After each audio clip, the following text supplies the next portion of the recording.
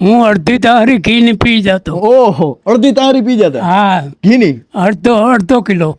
ઓહો, અડધો કિલો ઘી પી જતા દાદા. હા, હા.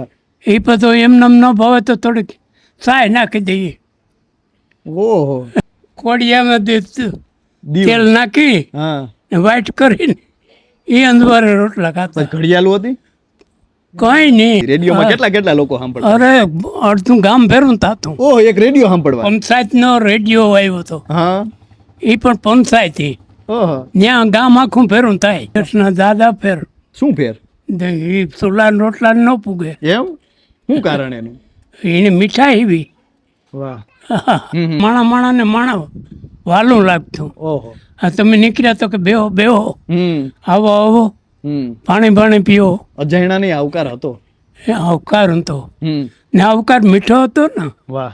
આ પ્રેમનો હતો ને. અટાણે તો માણા ગમતું ને. પાણીપુરી પીઝા ને એવું ભાવે તમને? ના દીઠું નતું પછી ક્યાં હતું. હા, એટલે એવું આવું બધું ભાવે તમને? ના એનું નામ ન લઈએ. હા. ભણેલા છો?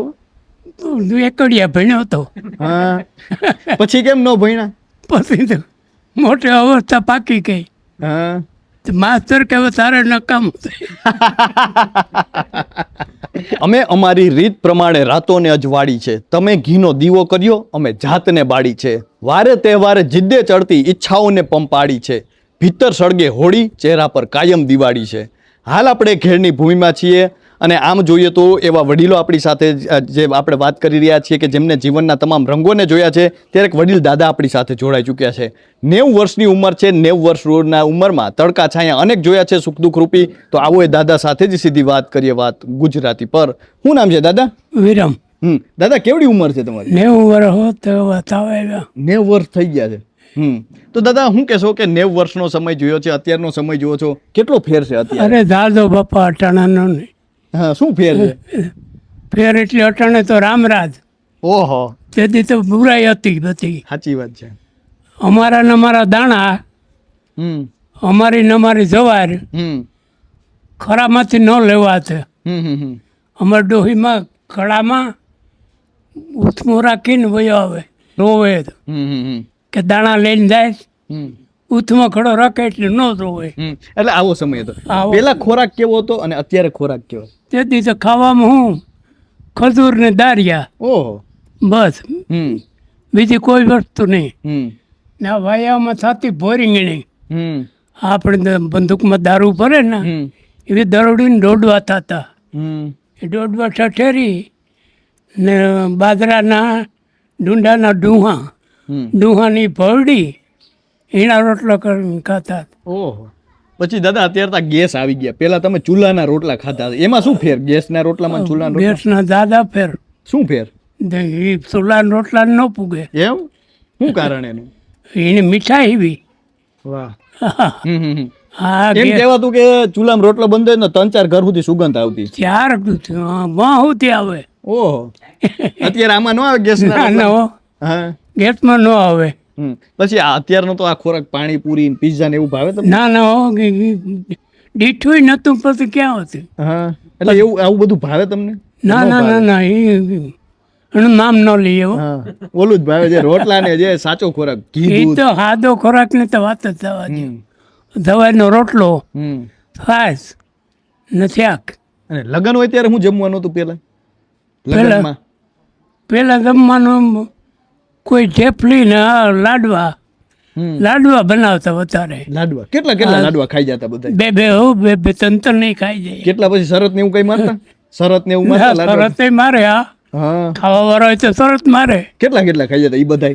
હું અડધી તારી ઘીની પી જતો. ઓહો, અડધી તારી પી જતા? હા, ઘીની? અડધો કિલો. ઓહો, અડધો કિલો ઘી પી જતા દાદા? હા. એ પછી એમને ન ભાવે તો થોડીક સાય નાખી દઈએ. ઓહો.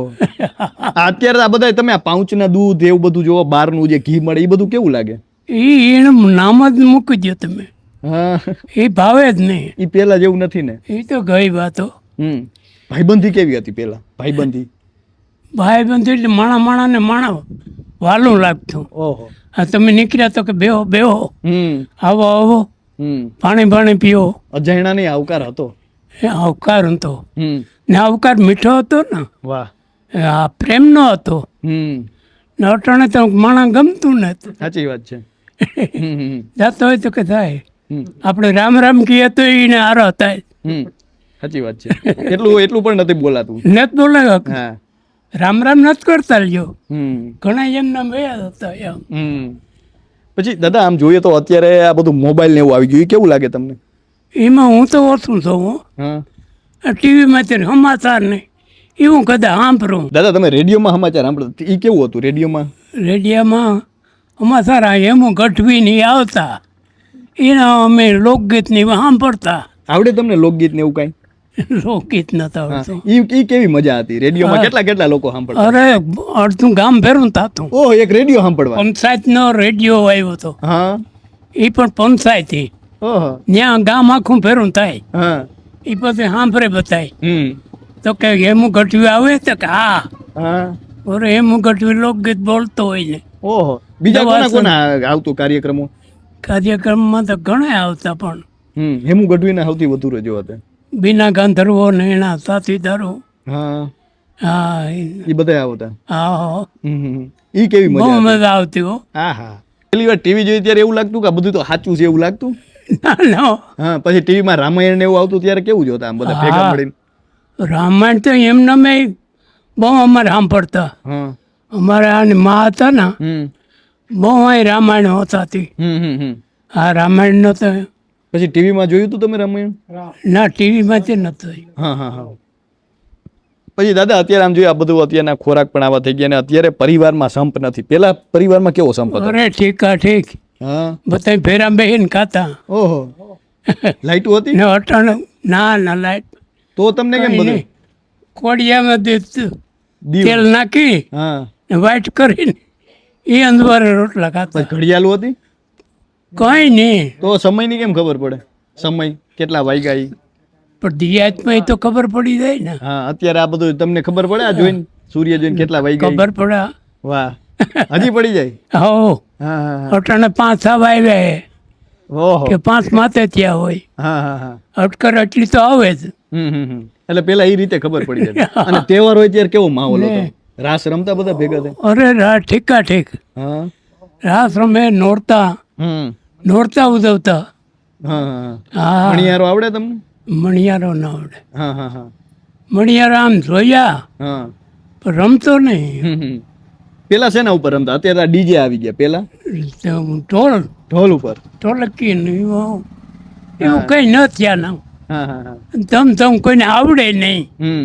વગાડતા ન આવડે ભણેલા છો દાદા ભણેલા છો એકડિયા ભણ્યો હતો હા પછી કેમ ન ભણ્યા પછી તો મોટી અવસ્થા પાકી ગઈ હા તો માસ્તર કે હવે તારે નકામ સાહેબ ના પાડી ન ભણવું સાહેબ કે હવે તને કઈ નહીં રહે યાર કેમ એવું થયું ન કહ્યું મગજ કામ ન કરે હા હા હા નો ગમતું ભણવું તમને નો તમારે શું બનવું હતું શું બનવું હતું તમારે અમારે તો ખેતી માથે ભરી ગયા પછી હા આ લાડવાને પાણી પીવરાવી એનું નિહારમાં એવું કરતા હા ન્યાય એવું જ કરતા નિશા હા, હા પણ ભણ્યા હોત તો હું બનત તો હું કામ બને હું કઈ બનવું હતું તમારું સપનું હતું ના ના કઈ નતું બને કઈ બનવું જ નતું ના ના. તો એ તો કઈ મગજમાં ન રહી ને પણ અત્યારે એવું લાગે કે ભણ્યા હોત તો આવું બનત એમ થાય અરે તો હું બનત એમ થાત કે ડીએસપી દઉં ક્યાં ડીએસપી બની જાય ડીએસપી બનવું ઓહો વાહ ભાઈ વાહ હા. તો દાદા જે વાત કરી રહ્યા છે એમનું મુખનું જે હાસ્ય છે એમની આંખોમાં જે ભૂતકાળનો ઉજાસ છે ઘણું બધું કહી જાય છે કદાચ દરેક શબ્દો ટૂંકા પડશે એમના જે અનુભવો છે તેમની પાસે એમની જે આંખોમાં જે એક ભૂતકાળ જે ઝબકી રહ્યો છે તેની પાસે કદાચ દરેક શબ્દો છે તે આજે ટૂંકા પડશે તો હાલ બસ આટલું જ ફરી મળતા રહીશું વાત ગુજરાતી પર